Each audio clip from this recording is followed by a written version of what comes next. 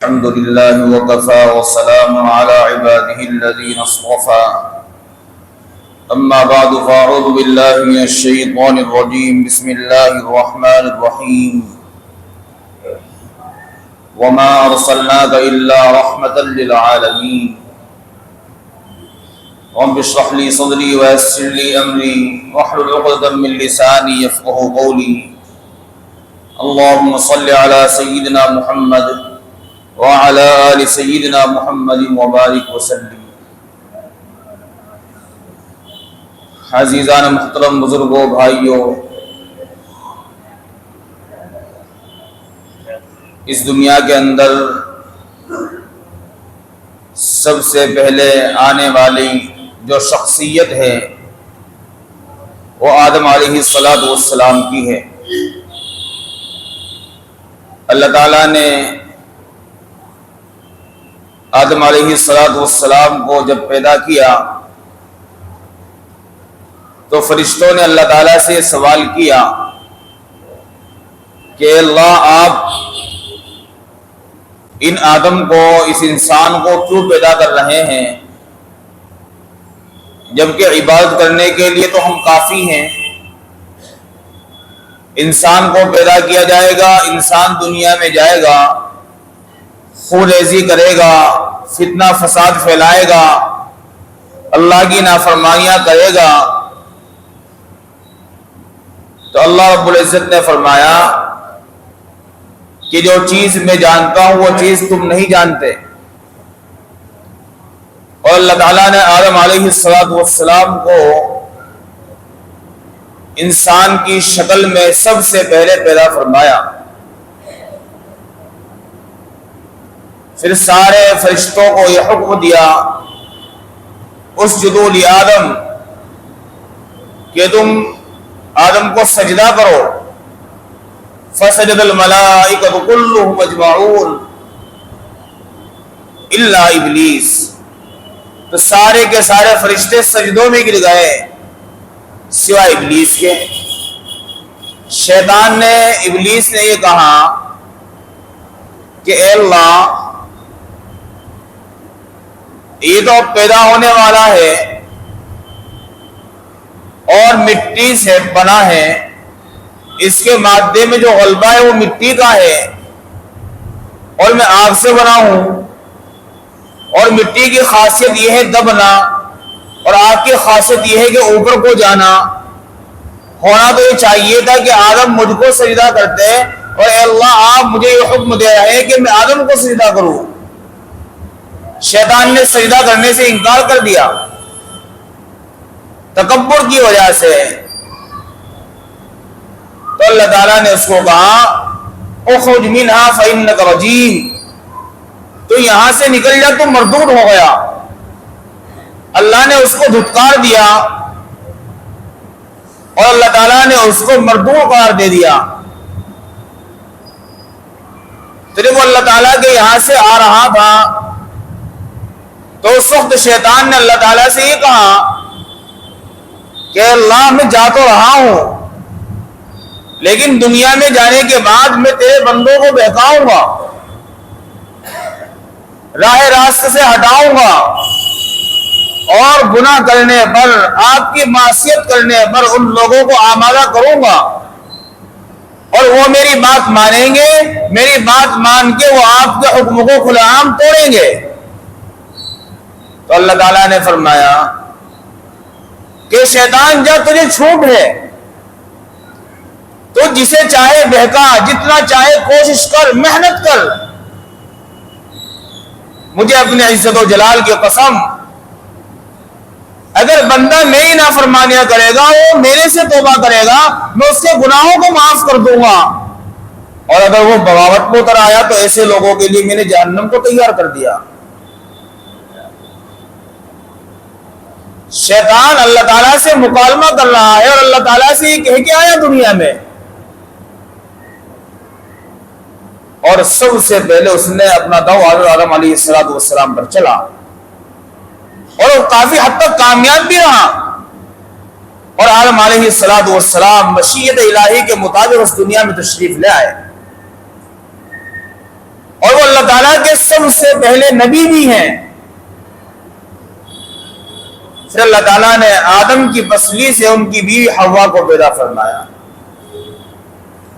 اور یہ سلسلہ دنیا کا انسانوں کا چل پڑا.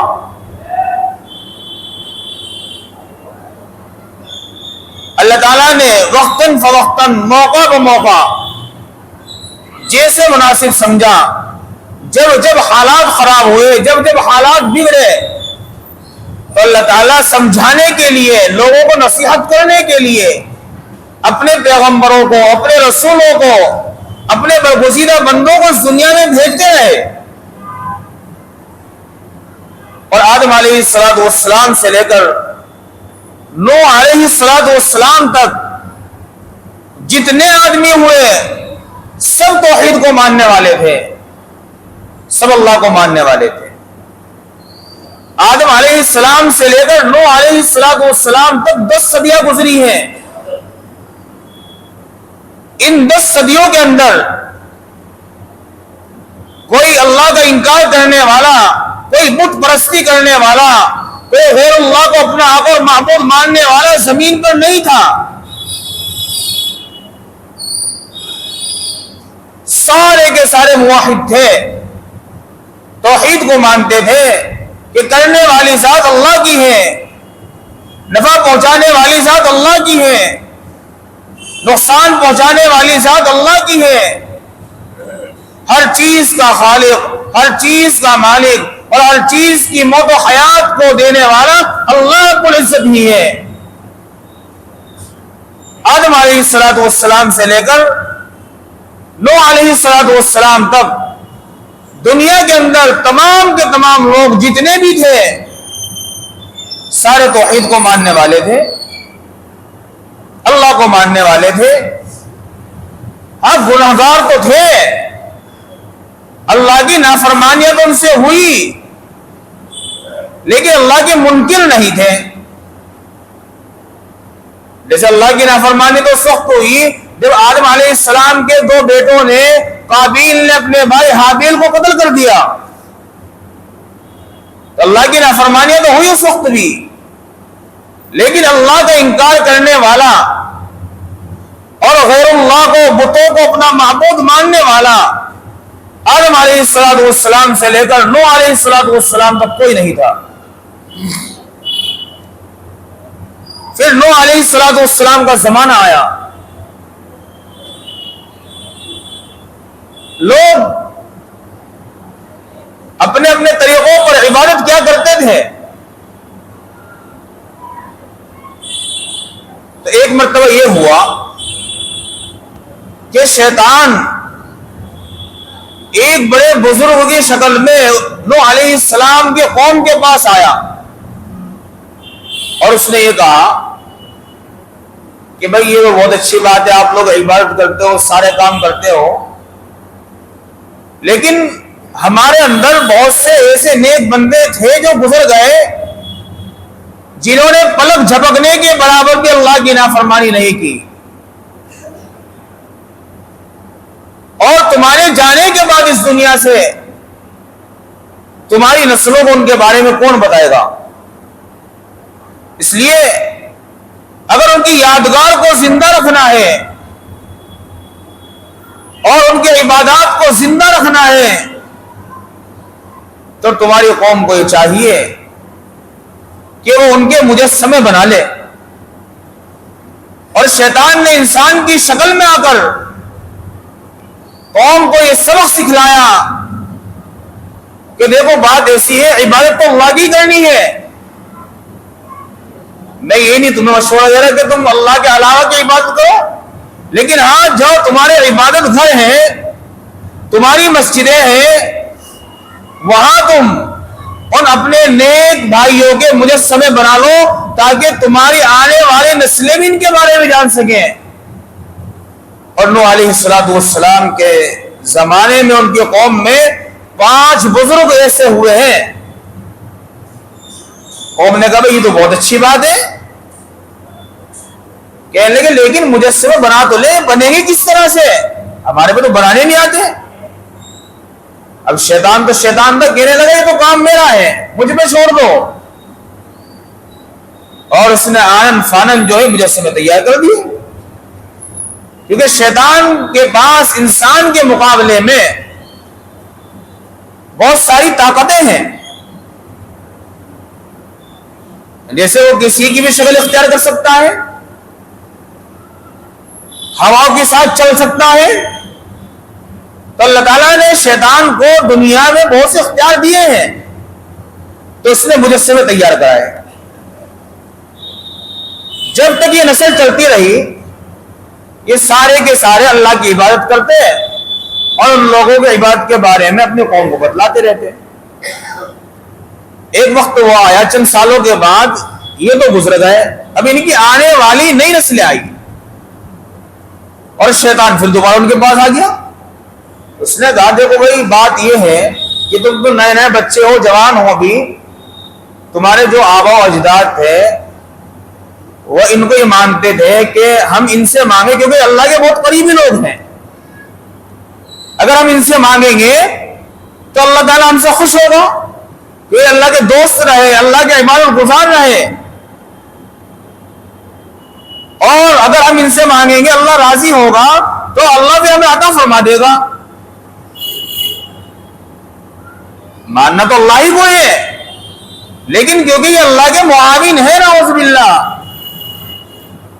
یہ عبادت کرتے کرتے اس مقام پر پہنچ گئے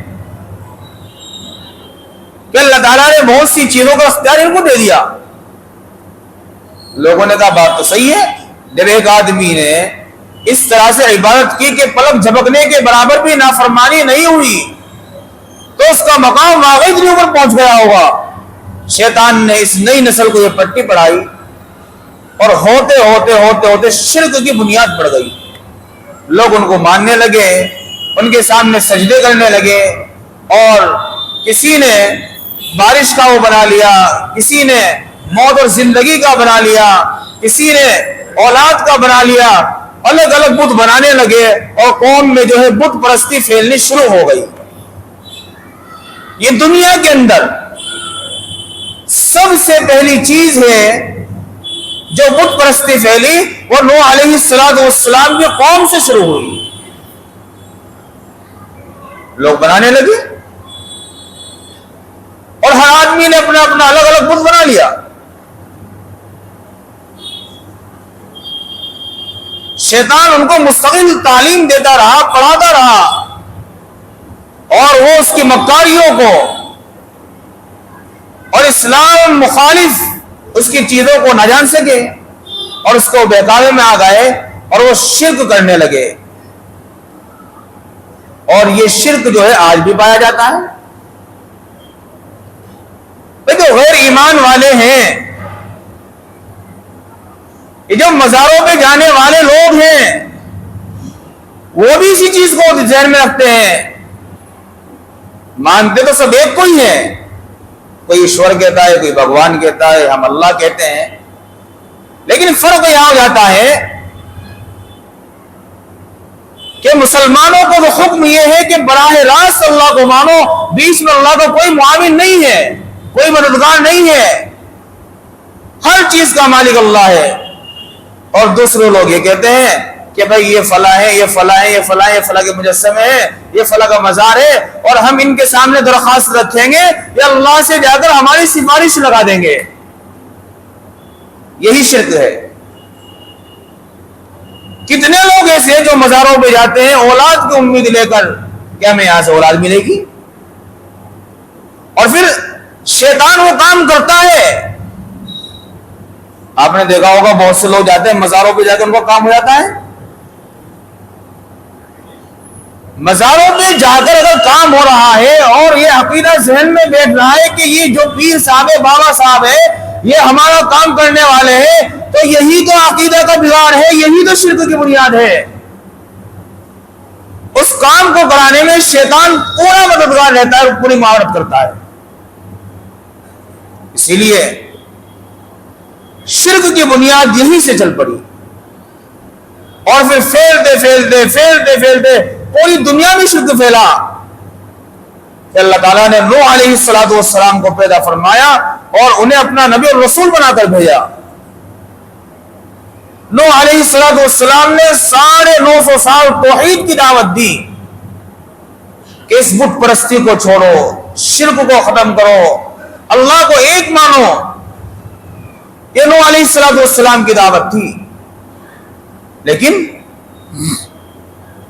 ان کی قوم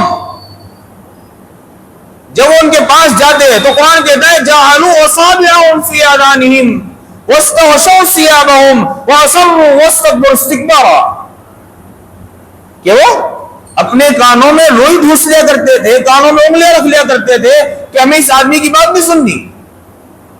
950 سال انہوں نے دعوت دی۔ نوح علیہ السلام کی جو عمر ہوئی ہے وہ 1050 سال ہوئی۔ 40 سال کی عمر میں انہیں نبوت ملی ہے، اور اس کے بعد سے 950 سال تک وہ لوگوں کو سمجھاتے رہے، لیکن لوگ ماننے کے لیے تیار نہیں تھے۔ اور بھی یہ چیز چلتی رہی۔ اللہ تعالیٰ وقتاً فوقتاً اپنے برگزیدہ بندوں کو اس دنیا میں بھیجتے رہے، سمجھانے کے لیے، لوگوں کو بتلانے کے لیے۔ وَذَكِّرْ فَإِنَّ الذِّكْرَىٰ تَنفَعُ الْمُؤْمِنِينَ، تم نصیحت کرو، اس لیے کہ نصیحت کرنا ایمان والوں کو فائدہ دیتا ہے۔ اللہ کے نیک بندے، اللہ کے انبیاء، اللہ کے رسول لوگوں کو سمجھاتے رہے، لیکن جن کے مقدر میں ہدایت تھی انہوں نے ان کی بات کو قبول کیا، اور جن کے مقدر میں ہدایت نہیں تھی وہ ان کے خون کے پیاسے بن گئے۔ بہت سے لوگوں نے تو انبیاء علیہ السلام کو بیچ سے ذبح کر دیا، آروں کے بیچ میں کو انہیں نکال دیا، کیونکہ ان کے مقدر میں ہدایت نہیں تھی، اور جن کے مقدر میں ہدایت تھی انہوں نے ہدایت کو قبول کر لیا۔ زمانہ گزرتا گیا، عیسیٰ علیہ السلام کا زمانہ آیا۔ سب کی بنیاد ایک ہی ہے، توحید۔ آدم علیہ السلام سے لے کر محمد رسول اللہ صلی اللہ علیہ وسلم تک سب کی دعوت، سب کا مشن ایک ہی ہے، وہ توحید ہے۔ اور توحید کہتے ہیں کہ ہر کام کا کرنے والا اللہ ہے، اللہ کے علاوہ کوئی مددگار نہیں ہے، نہ کوئی کچھ کام کر سکتا ہے۔ یہ ہے توحید۔ پھر عیسیٰ علیہ السلام کے تقریباً 650 اور بہت سے اقوال ہیں 600 سال کے بعد محمد رسول اللہ صلی اللہ علیہ وسلم کا زمانہ آیا۔ آپ کی پیدائش سے پہلے عرب کے حالات بڑے سنگین ہو گئے، اور لوگ گمراہیوں کے اندھیروں میں جا گرے، ایک معبود کو چھوڑ کر، حقیقی خالق کو چھوڑ کر، حقیقی رازق کو چھوڑ کر، نہ جانے لوگوں نے کتنے معبود بنا لیے کہ بارش کا بت ہے، یہ اولاد دینے کا بت ہے، یہ کاروبار کا بت ہے، یہ نفع نقصان کا بت ہے، نہ جانے کیا کیا بت بنا لیے۔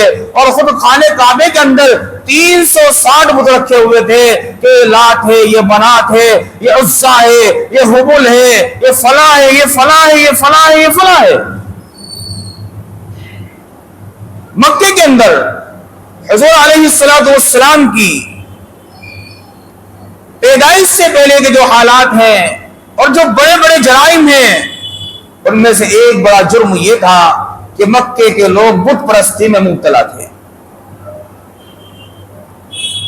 وہ اللہ کو چھوڑ کر بہت سارے معبودوں کو مانتے تھے، اور بت پرستی کرنے والا، شرک کرنے والا، اللہ تعالیٰ کے ہاں اس کی کوئی گنجائش نہیں ہے۔ اللہ تعالیٰ ہر گناہ کو معاف فرما سکتے ہیں، لیکن جو آدمی مشرک ہونے کی حالت میں اس دنیا سے جائے، کافر ہونے کی حالت سے اس دنیا سے جائے، وہ ہمیشہ کے لیے جہنم میں جائے گا۔ ان اللہ لا یغفر ان یشرک بہ ویغفر ما دون ذلک لمن یشاء۔ اس لیے میرے عزیزو، ایک ضروری بات تو یہ ہے کہ ہمیں اپنے عقائد کو پختہ کرنے کی ضرورت ہے. کوئی کچھ نہیں کر سکتا، جو کرے گا وہ اللہ ہی کرے گا. ہر آدمی کا ایمان، ہر آدمی کا عقیدہ یہی ہونا چاہیے.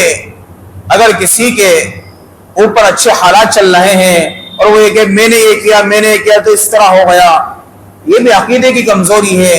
اور اگر کسی کے اوپر برے حالات آ گئے اور وہ یہ کہ اگر میں یہ کر لیتا تو یہ ہو جاتا، یہ کر لیتا تو یہ ہو جاتا، یہ بھی شریعت میں منع کیا گیا ہے. یہ بھی عقیدے کی کمزوری ہے. حالات کچھ بھی ہو، بندہ تو بس اس بات پر مضبوط ہو جائے، پختہ ہو جائے کہ جو بھی ہو رہا ہے وہ اللہ کے حکم سے اور اللہ کی مشیت سے میرے ساتھ ہو رہا ہے. یہ ہے توحید. اور حضور کی پیدائش سے پہلے مکہ کے اندر ایک بہت بڑا جرم یہ تھا کہ جب مکہ کے اندر کسی کے بیٹی پیدا ہو جاتی تو اس کو بڑا عیب سمجھا کرتا تھا. قرآن نقشہ کھینچتا ہے وَإِذَا بُشِّرَ أَحَدُهُمْ بِالْأُنثَىٰ ظَلَّ وَجْهُهُ مُسْوَدًّا وَهُوَ كَظِيمٌ کہ جب ان میں سے کسی کو بیٹی کی خوشخبری دی جاتی تو اس کا چہرہ سیاہ ہو جاتا، شرمندہ ہو جاتا، غصے سے بھر جاتا اور وہ اپنے لیے بڑی شرم محسوس کرتا. اور وہ اور اس کے قبیلے کے لوگ اس زندہ بچی کو دفن کر دیا کرتے تھے. بالکل کسی کو یہ برداشت نہیں تھا کہ میں بچی کی پرورش کروں اور بچی کی پرورش ہونے کے بعد پھر اس کی شادی کرو اور شادی کرنے کے بعد میں کسی آدمی کو اپنا داماد بناؤں. یہ ہر آدمی مکے کے اندر اپنے غیرت کے خلاف سمجھتا تھا. تو جیسے ہی بچی پیدا ہوئی فوراً اس کو زندہ دفن کر دیا کرتے تھے، زندہ دفن کر دیا کرتے تھے. قرآن نقشہ کھینچتا ہے وَإِذَا الْمَوْءُودَةُ سُئِلَتْ بِأَيِّ ذَنبٍ قُتِلَتْ کہ جب قیامت کے دن زندہ درگور بچوں کو اٹھایا جائے گا اور ان سے پوچھا جائے گا کہ تمہیں کس جرم کی پاداش میں قتل کیا گیا، کس جرم کے بدلے تمہیں قتل کیا گیا، زندہ دفن کر دیا گیا، درگور کر دیا گیا، یہ قیامت کے دن پوچھا جائے گا. ایک بہت بڑا جرم تھا. اور اس زمانے میں لوگ بچیوں کو چھوڑ کر کتوں کو گھروں میں پالا کرتے تھے. کتوں سے کیا کرتے تھے؟ آج بھی جو روشن خیال ذہن کے اپنے آپ کو مانتے ہیں، جدید تعلیم یافتہ طبقہ جو مانتا ہے اپنے آپ کو، وہ کتوں سے بڑا پیار کرتا ہے. پہلے تو نعرہ لگا ہم دو ہمارے دو، ہم دو ہمارے دو. یہ ساری اسلامی تعلیمات کے خلاف ہے. ساری چیزیں کیا ہوتا ہے؟ ہم دو ہمارے دو، ہم دو ہمارے دو. پھر نعرہ لگا بس ہم تو دو ہی ہیں. بھائی تیسرا کون ہے؟ تیسرا کتا ہے زندگی میں. ایک میاں صاحب پالے کتا، ایک میم صاحب پالے کتا. تو انسان جو ہے انسانوں کی پرورش چھوڑ دے گا تو کتے ہی آئیں گے، اس سے اور کیا آئے گا. اس زمانے میں بھی حضور علیہ السلام کی پیدائش سے پہلے لوگ بیٹیوں کو چھوڑ کر کتوں کو پالا کرتے تھے اور اپنا محبوب بنایا کرتے تھے. یہ جاہلیت کی باتیں ہیں، یہ گمراہیت کی باتیں ہیں. پھر حضور علیہ السلام نے جب مدینے میں ہجرت فرمائی تو حکم دیا. جب آپ نے دیکھا کہ حالات اتنے سنگین ہیں کہ لوگ اولاد سے محبت نہیں کرتے، لوگ اولاد کو کھلانا عیب سمجھتے تھے، تو پھر فرمایا کہ جہاں کتا نظر آئے اس کو جان سے مار دو.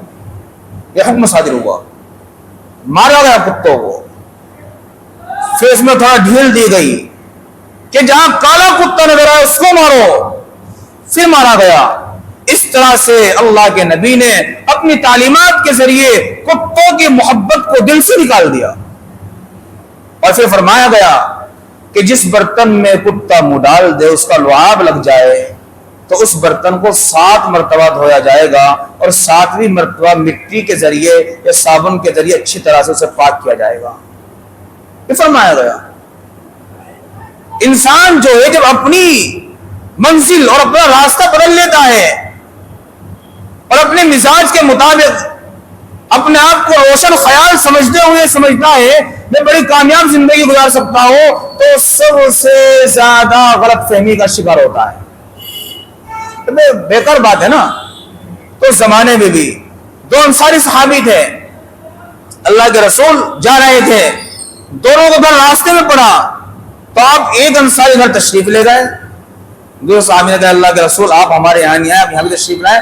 فرمایا نہیں، تمہارے گھر میں کتا ہے، اور جس گھر میں کتا ہو وہاں رحمت کے فرشتے نہیں آتے۔ صحابی نے کہا اللہ کے رسول اس کے گھر میں بلی بھی تو ہے۔ فرمایا ہاں ویسے بلی بھی درندہ جانوروں میں سے ہے، لیکن چلو پال لی تو کوئی بات نہیں ہے، گناہ تو نہیں ہے پالنا، لیکن اچھا نہیں ہے۔ جو آج گھر گھر میں ٹرین چل پڑا نا، یا مسجد میں پتہ ہے کس کی بلی آ رہی ہے آج کل، روزانہ پریشان کرتی ہے، رات میں آتی ہے، کئی بار دودھ بھی پی گئی ہمارا، بہت ساری چیزیں کر رہی ہے، غلط بات ہے بہت یہ۔ بلی کو پالنا کس نے بتایا؟ قبرستان میں بہت ساری بلی چھوڑ دی، اور لوگ عبادت سمجھ کے انہیں کھانے کھلا رہے، سب چیزیں کر رہے، اور جب وہ بڑی ہو جائیں گے وہ بچے، پھر وہ مردوں پر حملہ کریں گے اور پھر وہ مردوں کو پھاڑ دیا کریں گے۔ نقصان کی بات ہے۔ اس لیے جس جانور کا جہاں تک نظام ہے اس کو بھی رکھا جائے۔ اگر بلی کھانے میں منہ ڈال دے تو وہ کھانا مشکوک ہے۔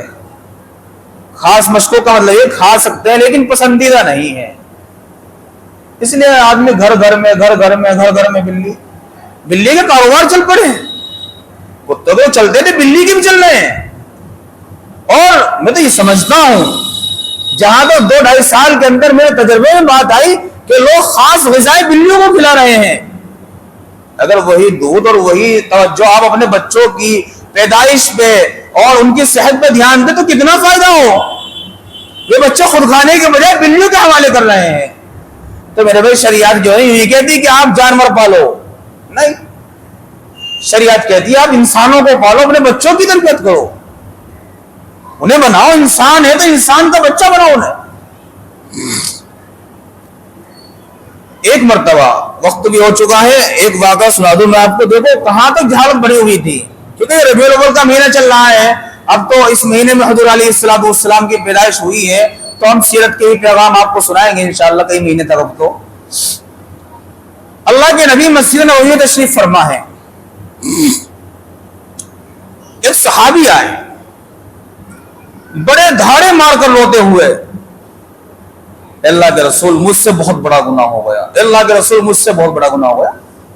اللہ کے رسول بیٹھے ہوئے تھے، اللہ کے رسول بھی صحیح سے انہوں نے اپنی بیٹھک بدلی، کیا ہو گیا؟ اللہ کے رسول میں برباد ہو گیا، مجھ سے بہت بڑا گناہ ہو گیا۔ اللہ کے نبی نے فرمایا کیا تمہارا گناہ زمین و آسمان سے بھی بڑا ہے؟ اللہ کے رسول میرا گناہ تو زمین و آسمان سے بھی بڑا ہے۔ اچھا اے صحابی رسول کیا تمہارا گناہ اللہ کے عرش سے بھی بڑا ہے؟ اللہ کے رسول مجھ سے ایسا گناہ ہوا ہے کہ میرا گناہ اللہ کے عرش سے بھی بڑا ہے۔ اللہ کے نبی کہنے لگے میرے صحابی کیا تمہارا گناہ اللہ کی ذات اور اس کی رحمت سے بھی بڑا ہے؟ جو کتنے سوالات قائم کیے جا رہے ہیں۔ صحابی رسول کہنے لگے اللہ کے رسول اللہ کی رحمت سے تو میرا گناہ بڑا نہیں ہو سکتا، البتہ گناہ بہت بڑا ہے اور میرے نزدیک تو وہ ہلاک کر دینے والی چیز ہے۔ انہیں قریب کیا، کہا بتاؤ کیا گناہ ہوا؟ کہ اللہ کے رسول جب میں ایمان نہیں لایا تھا، کفر کی زندگی گزار رہا تھا، زمانے جاہلیت میں تھا، تو مجھے اچانک سفر پر جانا پڑا، اور اس زمانے میں میری بیوی حاملہ تھی، تو میں نے اپنی بیوی سے یہ کہا کہ ہو سکتا ہے میں 2-3 سال کے بعد آؤں، جب میرے یہاں کوئی بچے کی پیدائش ہو تو میری یہ وصیت ہے کہ اگر لڑکا پیدا ہو تو اس کی اچھی پرورش کرنا، اچھی طرح پالنا، اچھا نام رکھنا، اور اگر بیٹی پیدا ہو تو میرا تمہیں یہ حکم ہے کہ تم اسے اپنے ہاتھوں سے زندہ ہی دفن کر دینا۔ تو وصیت کر کے چلے گئے۔ اللہ کا کرنا یہ ہوا کہ ان کے یہاں بیٹی پیدا ہوئی، اب ماں اپنی بچی کو کیسے دفن کر سکتی ہے؟ ماں تو ماں ہوتی ہے، ماں تو جب جنم دے رہی ہے تو گویا کہ دوبارہ زندگی لے رہی ہے۔ حضرت فاروق رضی اللہ تعالیٰ نے فرمایا کہ اگر تم اپنی ماں کی پوری زندگی خدمت کرتے رہے، پوری زندگی، تب بھی تم جب پیدا ہو رہے تھے اور درد سے ہو رہا تھا اور جب وہ ایک چیخ تھی نا، اس چیخ کے برابر بھی تم نے حق ادا نہیں کیا۔ ماں وہ چیز ہے، تو وہ اپنی بچی کیسے دفن کر سکتی تھی؟ لیکن فکر مند تھی، کیا کروں کیا کروں؟ تو انہوں نے اس بچے کو اپنی بہن کو دے دیا کہ بہن تم اس کی پرورش کرو۔ وہ بیوہ تھی ان کی بہن، اس نے پرورش کری۔ وہ صحابی رسول ابھی ایمان نہیں رہے تھے، 3 سال کے بعد لوٹ کر آئے اپنے گھر اور رہنے لگے۔ تو 3 4 5 دن کے بعد اپنے صحن میں لیٹے ہوئے تھے تو وہ بچی کھیلتے کھیلتے محلے میں سے ان کے گھر آ گئی۔ اور بچی تو بچی ہوتی ہے، 3 4 سال کی بچی کیا بچی ہوتی ہے؟ وہ چارپائی پہ چڑھی اور ان کے پیٹ پہ بیٹھ گئی اور کبھی ان کے بال کو پھاڑ رہی ہے، کبھی داڑھی کو نوچ رہی ہے، نہایت حسین و جمیل بچی۔ وہ اپنے اہلیہ سے کہنے لگے کتنی خوبصورت بچی ہے، وہ لاڑانے لگا، پیارانے لگا۔ تو اہلیہ نے سوچا کہ موقع اچھا ہے، فرمایا کہ یہ تو کسی اور کی بچی نہیں ہے، یہ تو آپ کی بچی ہے اور یہی تو ہمارے پیدا ہوئی تھی۔ میں نے تو تمہارے ڈر کی وجہ سے تمہیں بتا دیا کہ ہم نے بچے کو زندہ دفن کر دیا، میں نے بچے کو زندہ دفن نہیں کیا۔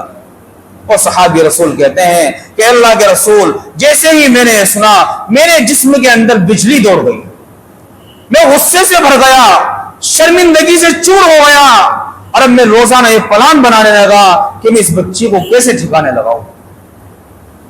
میری غیرت ناجائز کاموں میں جاگ رہی تھی اور میں سمجھتا تھا میں اپنا داماد کیسے برداشت کر سکتا ہوں۔ اللہ کے رسول میں اس موقع پہ تھا کہ میں نے ایک دن پلان بنایا، اپنے دل کو مضبوط کیا اور میں اپنی اہلیہ سے کہا کہ تم اس بچی کو نئے کپڑے پہناؤ اور مجھے اس بچی کو دعوت میں لے کر جانا۔ ماں نے کپڑے پہنائے، ماں کو گمان بھی نہیں تھا، وہم بھی نہیں تھا، ماں نے کپڑے پہنائے۔ اب وہ صحابی رسول اس بچی کا ہاتھ پکڑ کر گود میں لے کر چل دیے۔ اب چلتے چلتے دھوپ تو ہوتی ہی ہے، جب ان کو پسینہ آیا تو صحابی رسول کہتے ہیں اللہ کے رسول وہ بچی اپنے ہاتھ سے میرے پسینے کو صاف کرتی اور پھر میرے آگے جا کر راستے میں سے گڑھا کھودنے کے لیے کدال کو اٹھایا، جب کندھے پر رکھا اور جب میں متعین مقام پہ پہنچنے کے بعد جب میں گڈھا کھودنے لگا تو جیسے مٹی میرے منہ پر پڑتی گرد و غبار لگتا، وہ بچی اپنے کپڑوں سے میرے کپڑوں کو اور میرے چہرے کو صاف کرتی رہتی اور یہ کہتی ابا تم کیا کر رہے ہو، یہ کس کے لیے کھود رہے ہو؟ اور میں کھودتا جاتا۔ زمین و آسمان نے وہ منظر بھی دیکھا کہ جب گڑھا کھدا اور اس گڑھے میں میں نے اس بچے کو دھکا دیا اور دھکا دینے کے بعد میں مٹی ڈالنے لگا، وہ بچی 1000 فریاد کرتی رہی اور یہ کہتی رہی کہ ابا جان مجھے زندہ رہنے کا حق دیجئے، میں آپ سے روٹی نہیں مانگوں گی، میں آپ سے کپڑے نہیں مانگوں گی، میں آپ سے شادی کا مطالبہ نہیں کروں گی، میں آپ کے گھر نہیں رہوں گی، میں چلی جاؤں گی، مجھے اللہ کی زمین پر زندہ رہنے کا حق دیجئے۔ لیکن اللہ کے رسول میں تو سنگدل ہو چکا تھا، اللہ کے رسول میں تو زمانہ جاہلیت میں جی رہا تھا، اللہ کے رسول میں تو برباد ہو گیا تھا اور میں نے ایک نہ سنی، میں مٹی ڈالتا رہا یہاں تک کہ وہ بچی زندہ کی زندہ گڑھے میں دفن ہو گئی اور میں اسی طرح چلایا۔ اللہ کے رسول میرا گناہ اتنا بڑا ہے کہ اللہ کے عرش سے بھی بڑا ہے، زمین و آسمان سے بھی بڑا ہے۔ آقا مدنی کے چہرے پر جب اس صحابی رسول کی نظر پڑی تو آقا مدنی کے آنکھوں سے آنسو جاری ہیں، داڑھی مبارک تو ہو چکی۔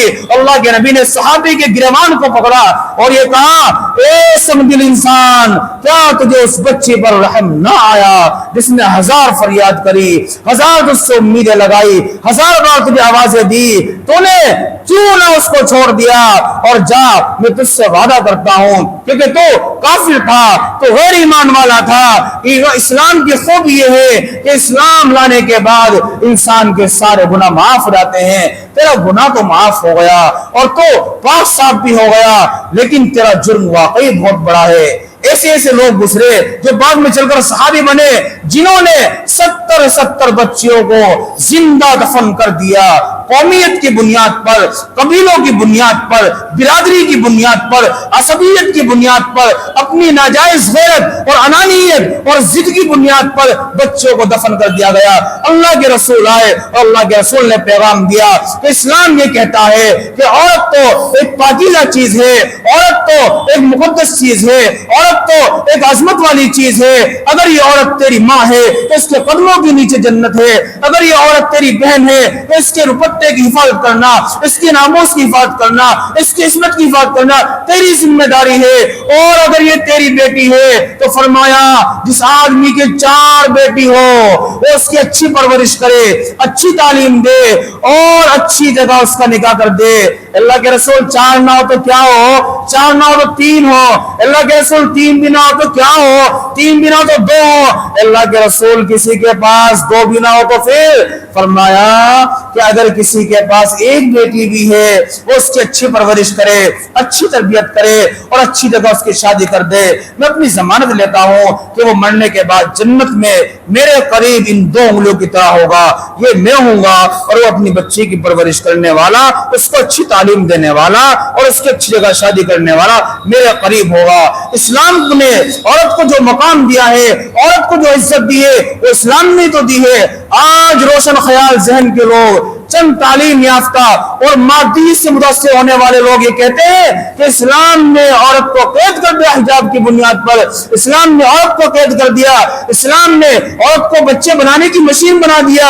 अरे मेरे भाई, अगर इंसाफ की निगाह से देखा जाए, हकीकत की निगाह से देखा जाए तो रब्बे काबा की कसम, इस्लाम ने औरत को जो इज्जत अदा फरमाई है वो दुनिया के किसी मजहब ने अदा फरमाई नहीं। दुनिया के अंदर तकरीबन 4000 मज़ाहिब पाए जाते हैं, पूरी दुनिया के अंदर 4000 मजहबों को मानने वाले लोग हैं दुनिया के अंदर। लेकिन अगर इस्लाम ने जो मकाम और जो इज्जत औरत को अता फरमाई है वो किसी दूसरे मजहब ने अता नहीं फरमाई। एक मिसाल ले लीजिए, उसके बाद बस बात खत्म हो जाएगी। आजकल ना हमारी बहनों की भी सोच हो रही है, और ये चंद पैसे आ जाए तो आदमी पता ही क्या समझने लगता है अपने आप को, सोचता है 1400 साल पुरानी बातें कौन माने, दकियानुसी सोच है, ये वो है। आज हमारी बच्चियां और हमारे खवातीन समझती हैं कि अगर हम नौकरी करेंगे तो हम बड़ी इज्जत वाले कहलाएंगे। इस्लाम ये कहता है औरत घर में रहे, बच्चों को पाले, अच्छी तरबियत करे और अच्छी तरबियत के साथ साथ अपने शौहर की खिदमत करे। उसकी सारी जरूरियात मर्द के ऊपर है, ना नफका, उसे खिलाना पिलाना पहनाना सारी जिम्मेदारी मर्द के ऊपर है। ये तो इस्लामी औरत है। एक औरत वो है सुबह को घर से निकलती है और शाम तक ऑफिस में रहती है, गैरों की खिदमत करती है और खिदमत के साथ साथ ना जाने कितने मर्दों की हवस का निशाना बनती है, कितने लोगों की नजरें उसके ललचाई हुई निगाह से देखते हैं, गंदी नजरें उस पर पड़ती हैं। शाम को वो थक हार कर अपने घर आती है और हालांकि खा वो भी वही रही है। बताओ जिंदगी किसकी अच्छी है? जिंदगी उस नौकरी करने वाले की और जलील होने वाले की, ऑफिसों में जलील होने वाली औरत की जिंदगी अच्छी है, या फिर इसकी जो इज्जत से अपने शौहर की खिदमत कर रही है इसकी अच्छी है? जाहिर सी बात है, सभी कहेंगे कि कोई सी भी नौकरी हो, कोई। आज यूरोप में क्या किया, यूरोप का पूरा फैमिली सिस्टम तबाह बर्बाद हो गया, उसको निजाम अपना काबू में नहीं आ रहा। आज हम सोचते ना बैठ के भाई बड़े आला तालीम याफ्ता लोग, कुछ नहीं है। वसाइल की बुनियाद पे तालीम, वो वसाइल की बुनियाद पे ताकतवर हो सकते हैं, लेकिन फैमिली सिस्टम तबाह बर्बाद है।